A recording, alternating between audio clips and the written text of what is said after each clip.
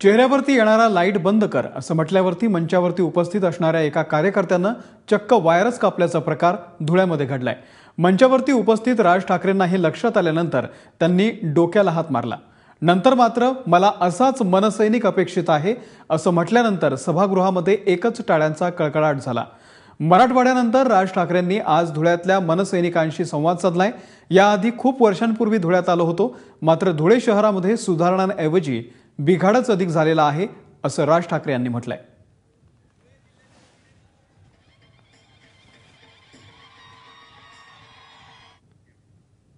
या सभेमध्ये राज ठाकरे यांनी नेमकं काय म्हटलेलं आहे पाहूयात। तो बंद करता येईल का जीवा?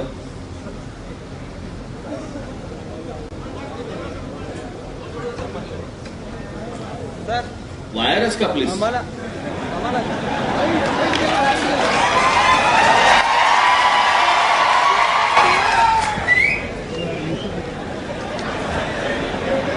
मला असा महाराष्ट्र सैनिक अपेक्षित असतो।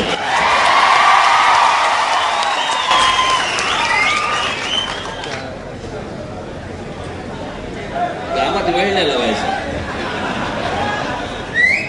कुठे मीटर शोधा, बटन शोधा, जाऊन बंद करा, कटाक तिकडच कापून टाकलं, विषय बंद, मोकळा। यांच्याकडे माणसं नाहीत निवडणूक लढवायला, कोणता विचार नाही, शहर कुठे न्यायचं याची काही पत्ता नाही। मागच्या वेळेला ते देवेंद्र फडणवीसने सांगितलं होतं नाशिक बद्दल, नाशिक मी दत्तक घेतो, अजून बाप फिरकला नाही।